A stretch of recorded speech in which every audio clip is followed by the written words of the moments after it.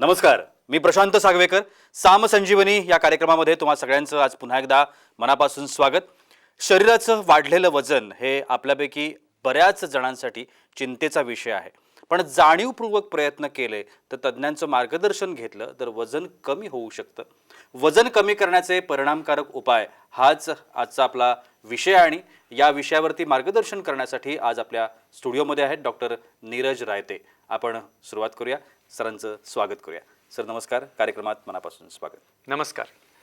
चर्चेला सुरुवात करायची आहे, मात्र त्याआधी आपण डॉक्टर नीरज रायते यांच्याविषयी थोडक्यात जाणून घेऊया. डॉक्टर नीरज रायते आणि त्यांचे सहकारी doctor Satish Pattanshetti weight loss surgeon आणि लेप्रोस्कोपिक सर्जन देखील आहेत.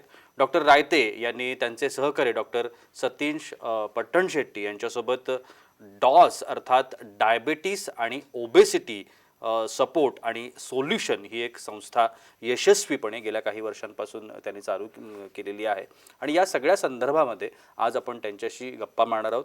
तर चर्चेला सुरुवात करूया. सर पुन्हा एकदा मनापासून स्वागत तुमचं. सगळ्यात पहिल्यांदा चर्चेला सुरुवात करण्याच्या आधी मला विचारायचं आहे की वाढलेलं वजन हा खरंच काळजीचा विषय आहे का? कारण त्याच्यामध्ये बरेच गैरसमज लोकांचे आहेत. तर काय आपल्याला सांगता येईल? चांगल्या प्रश्नाने सुरुवात केली.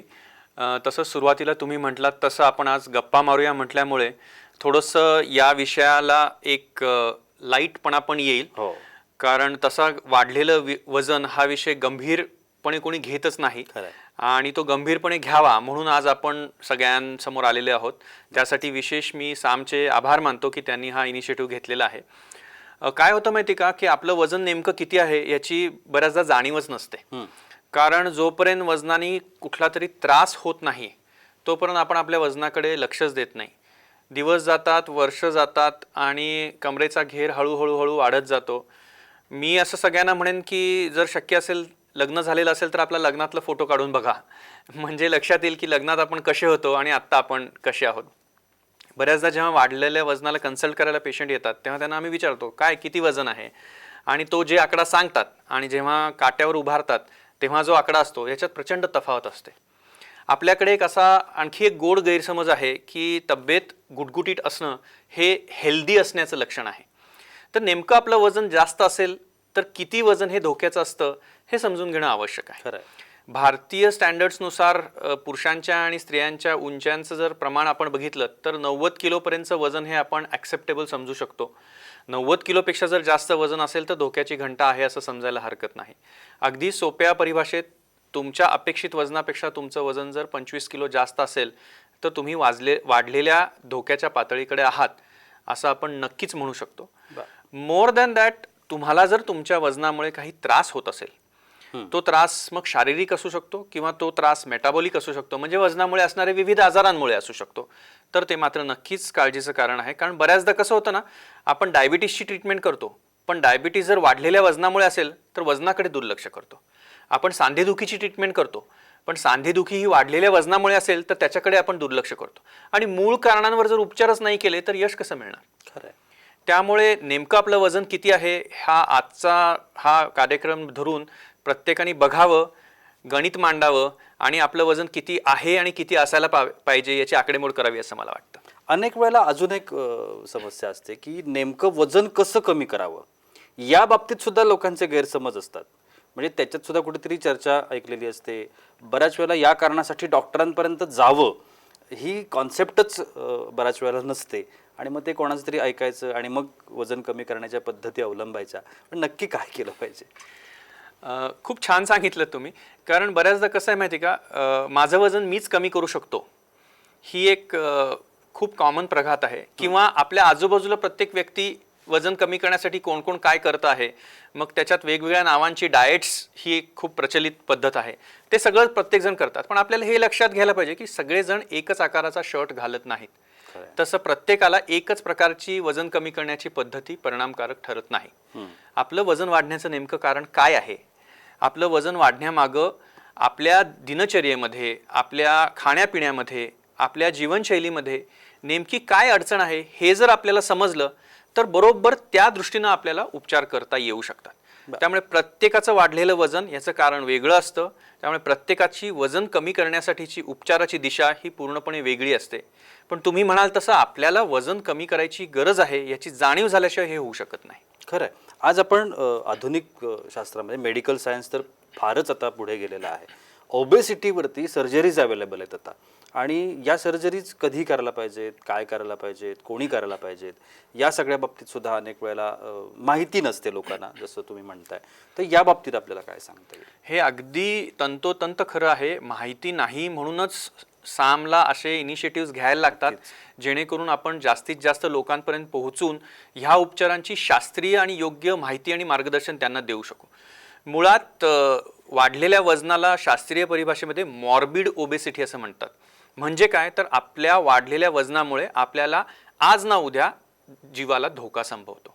जर वजन आपलं इतकं वाढलेलं असेल की त्याच्यामुळे आपल्याला धोका संभवत असेल तर अशा परिस्थितीमध्ये जे प्रचलित वजन कमी करण्याचे उपचार आहेत, ज्याच्यात व्यायाम आहे, आहार आहे, औषधं आहेत, त्यांचा परिणाम होत नाही. म्हणजे तुमचं वजन इतकं वाढलेलं असेल, एक आकडा घेऊ, फॉर एक्झाम्पल 100 असेल, 120 किलो असेल, आणि तुमचं अपेक्षित कमी करण्याचं जे टार्गेट आहे ते 20 किलोपेक्षा जास्त असेल, तर आपल्याला पुण्याहून मुंबईला जायला जसं आपण रस्त्याने जाऊ शकतो, सायकलनी जाऊ शकतो, विमानाने जाऊ शकतो, रेल्वेने जाऊ शकतो. प्रत्येकाचा वेग आणि काळ कामाचं गणित वेगळं आहे. तसंच जितकं वजन जास्त वाढलेलं असेल तितकं ते कमी करायला लागणारा वेग आणि काळ कामाचं गणित वेगळं आहे. ह्या शस्त्रक्रिया इथे काम करतात. कारण जर तुमचं वाढीव वजन हे 25 किलोपेक्षा जास्त असेल तर आहार, व्यायाम आणि औषधं याचा परिणाम होत नाही. फक्त दुसऱ्या व्यक्तीचा बँक बॅलन्स वाढतो, कारण आपण त्याच्यावर खर्च करतो पण आपल्याला त्याचे परिणाम भेटत नाहीत. बरेच जण आम्हाला असे आढळतात जे येतात, सांगतात की मी माझं 15 किलो वजन कमी केलं. मी म्हणतो वा, फारच छान, आज काय आहे? नाही, आता ते 20 किलो वाढलंय. याला आम्ही बाउन्स बॅक म्हणतो. कारण वजन कमी करण्यामधली सगळ्यात महत्त्वाची गोष्ट असते ते सातत्य, जे बरेच जण राखू शकत नाही. या शस्त्रक्रिया ज्यांना खरं तर शस्त्रक्रिया म्हणणं चुकीचंच ठरेल, कारण त्या दुर्बिणीद्वारे केल्या जातात. त्यामुळे ह्या उपचारांनी तुमचं वजन कमी करणं आणि ते सातत्याने मेंटेन करणं हे खूप सहज सुलभ होतं. म्हणून जेव्हा वजन कमी करण्याचे सर्व पर्याय संपतात आणि वजनामुळे आपल्या जीवाला धोका संभवतो, तेव्हा अशा प्रत्येक व्यक्तीने ह्या उपचारांची शास्त्रीय माहिती योग्य व्यक्तीकडून घेणं, आणि आपण आता जसे फोटोज बघतो तसं त्यांच्यात झालेले बदल आपल्यातही होऊ शकतात, या गोष्टीवर विश्वास ठेवणं फार आवश्यक आहे असं मला वाटतं. नक्की. पण सर, याच्यामध्ये शॉर्टकट्स पण मारू शकतात ना? म्हणजे एखादा व्यक्ती असेल की त्याला शस्त्रक्रियेची गरज नाहीये, तो असाही कमी होऊ शकतो, पण तो म्हणेल की हे जरा बरं आहे, म्हणजे माझा त्रास कमी आहे रोजचा, तर मी शॉर्टकट मारू. तर असं करता येतं का? मला असं वाटतं की आयुष्यात कधीच इन्स्टंट, क्विक, कमी कालावधीत, फास्ट हे जे शब्द आहेत ना, हे परिणामकारक ठरत नाहीत. हां, कदाचित छोट्या कालावधीसाठी त्याला आपल्याला रिझल्ट मिळू शकतो, पण आपण इथे हिरो किंवा हिरोईन बनण्यासाठी प्रयत्न करत नाही आहोत, तर आपल्या वजनामुळे असलेल्या अडचणींवर मात करून एक निरोगी आयुष्य, उर्वरित आयुष्य जगण्यासाठी आपण प्रयत्न करत आहोत. आता गेले 10 वर्षापेक्षा जास्त या क्षेत्रामध्ये आम्ही काम करत आहोत.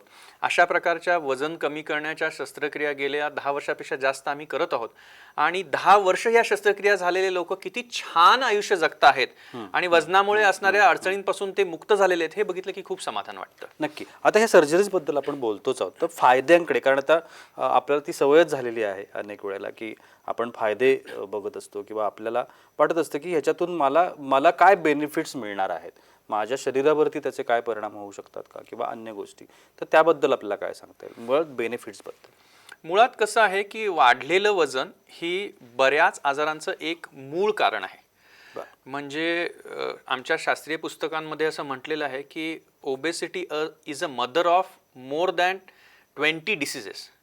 यादीच जर करायची झाली वरपासून खालपर्यंत, तर लठ्ठ माणसांमध्ये बऱ्याचदा घोरण्याचा त्रास असतो. त्यामुळे त्यांची झोप व्यवस्थित होत नाही, आणि रात्रीची झोप व्यवस्थित न झाल्यामुळे ते दिवसा पेंगतात. कधी कधी त्यांचा श्वास कोंडतो. बऱ्याचदा त्यांच्या मानेभोवती, शरीराभोवती काळे डाग आलेले असतात. बऱ्याच जणांना वजन जास्त वाढलेलं असल्यामुळे ॲसिडिटीचा त्रास असतो. बऱ्याच जणांना वजन वाढलेलं असल्यामुळे हार्टचा प्रॉब्लेम्स असतात, ब्लड प्रेशरच्या गोळ्या चालू असतात, लिपिड्सचे आजार चालू असतात, फॅटी लिव्हरचा त्रास असतो, गॉल ब्लॅडरमध्ये पित्ताशयात खडे असतात, गुडघेदुखी असते, पाठदुखी असते, तरुण मुलींमध्ये PCODचा त्रास असतो. ही यादी न संपणारी आहे. आणि वजनामुळे ह्या यादीतल्या कुठल्या आजारांचा जर त्रास होत असेल तर मी इथे छातीठोकपणे खात्रीलायकरित्या सांगू शकतो की ह्या आजारातनं सुद्धा आपली सुटका होते. नुसतं वजन कमी होत नाही तर हे आजारही कमी होतात. आणि ह्यासारखा मोठा फायदा कुठला असू शकेल? मला वाटतं यातला सगळ्यात महत्त्वाचा जो फायदा आहे ना तो डायबिटीसमध्ये आहे. बरं बऱ्याच पेशंट्सना डायबिटीस हा वाढलेल्या वजनामुळे असतो बरं आणि तोही याच्यात चांगला बरा होऊ शकतो. म्हणजे याच्यातला जो एक समज आहे की या शस्त्रक्रियेमुळे किंवा सर्जरीमुळे डायबिटीस हा बरा होऊ शकतो, हे खरं आहे तर असं म्हणता येईल आपल्याला? हो, म्हणजे ऍक्च्युली कसं आहे ना की डायबिटीसचे प्रामुख्याने 2 प्रकार मोडतात. बरं. एक ज्याला लीन डायबिटीस म्हणतात, म्हणजे ज्यांना डायबिटीस असतो पण त्यांचं वजन फारसं नसतं. आणि दुसरा ज्याला ओबेज डायबिटीस म्हणतात, म्हणजे ज्यांचं वजन जास्त असतं आणि त्याच्यामुळे त्यांना डायबिटीस असतो. बरं. अशा व्यक्तींमध्ये शरीरात इन्शुलिन तयार जरी होत असलं तरी त्या इन्शुलिनचा परिणाम फॅटच्या पेशी करू देत नाहीत आणि म्हणून डायबिटीस राहतो. जेव्हा अशा व्यक्तींचं वजन कमी होतं तेव्हा ह्या व्यक्तींचं वजन कमी झाल्यामुळे त्यांचा डायबिटीस पूर्णपणे रिव्हर्स होतो. म्हणजे मी तुम्हाला सांगायचं झालं तर आमच्याकडे अशी रुग्ण आहेत जे 100 युनिट इन्शुलिन घेत होते आणि त्यांचं वजन जास्त होतं आणि ते पूर्ण डायबिटीसच्या औषधांपासून त्यांची सुटका झाली आणि त्यांना त्याचं समाधान मिळालं.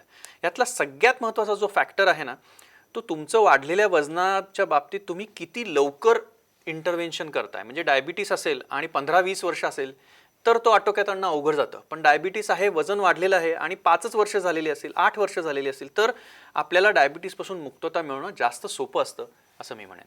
नक्कीच खूप छान अशी माहिती आजच्या विषयाच्या निमित्तानं. खरं तर अगदी सर्वसामान्य प्रश्न विचारण्याचा मी प्रयत्न करतोय जे तुम्हा आम्हाला नेहमी पडतात. ओबेसिटीसारखा विषय, लठ्ठपणासारखा विषय हा खूप त्रासदायक झाला आहे अनेकांच्या आयुष्यामध्ये. अगदी लहान वयातली मुलंसुद्धा आज आपण बघतो की ती ओव्हरलोडेड असतात आणि त्याचं कारण शोधण्यात आपल्याला खूप वेळ जातो किंवा योग्य माहिती मिळत नाही, आपण योग्य ठिकाणी योग्य वेळी जात नाही असं आपण म्हणायला हरकत नाही. सो या सगळ्या संदर्भामध्ये सर जसं सांगतायत त्या पद्धतीनं ही जी शस्त्रक्रिया आहे, सर्जरी आहे, ती खूप उपयुक्त अशा पद्धतीची सर्जरी आहे आणि ती मला असं वाटतं की त्याची माहिती घ्यायला हवी, मार्गदर्शन घ्यायला हवं, अपॉइंटमेंट घ्यायला हवी सरांची, तिथपर्यंत पोहोचायला हवं. तरच याच्यातला जो काही एक सुवर्णमध्य आहे ते मला वाटतं सर सुचवू शकतात. तो डॉक्टर नीरज रायते आणि त्यांच्या सगळ्या टीमनं गेल्या अनेक वर्षांपासून या गोष्टीमध्ये काम करायला सुरुवात केलेली आहे, काम करता आहेत, अनेकांना त्याचा फायदा होतोय. आता तुम्ही टी व्ही स्क्रीनवरती बघताच आहात. त्यामुळे अशा कोणत्याही शंका असतील, अडचणी असतील, तुम्ही सरांना भेटू शकता आणि त्याकरता सरांचे नंबर सत्ता टी व्ही स्क्रीनवरती आहेत. वेळ होते एका छोट्याशा विश्रांतीची, कुठेही जाऊ नका, पाहत राहा साम संजीवनी.